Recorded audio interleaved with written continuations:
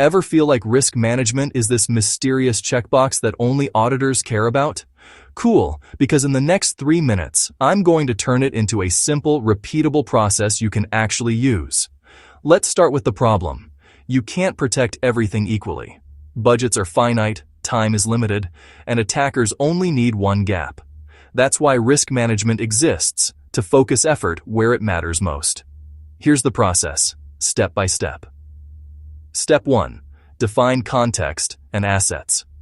What are you protecting, and why? Data systems, people, vendors, facilities.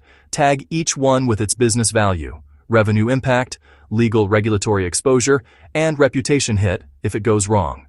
Step 2. Identify threats and vulnerabilities. Cyber criminals, insider mistakes, outages, supply chain issues, natural events. Then note vulnerabilities, misconfigurations, missing patches, weak processes. Step 3. Estimate risk. Risk is basically likelihood times impact. Use simple scales. Likelihood 1 to 5, impact 1 to 5. Multiply to get a risk score. Don't overcomplicate. Consistency beats precision. Step 4. Prioritize with a matrix. Plot your risks on a heat map, low to high likelihood versus low to high impact. Anything in the top right gets attention first. This is your roadmap. Step 5. Decide treatment. You have 4 options. Avoid. Stop the risky activity. Mitigate. Add controls to reduce likelihood or impact.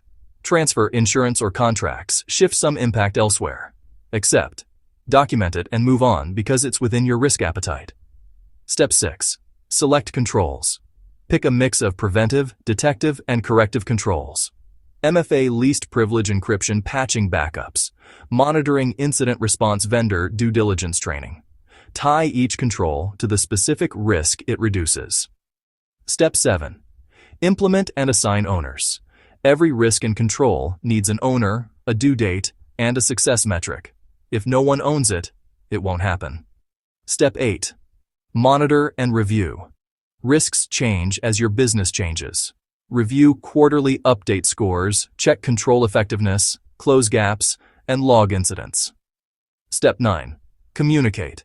Make a 1-page risk register summary for leadership. Top risks, trends, actions, and what you need. Budget, tools, or policy changes. Keep the story simple. Quick example. You store customer data in the cloud. Threat account takeover. Vulnerability, no MFA. Impact, high. Likelihood, medium. Risk score, high. Mitigate with MFA conditional access alerting. Transfer with cyber insurance. Accept residual risk within appetite. Owner, IT lead, metric. 100% MFA adoption in 30 days. Common pitfalls to avoid.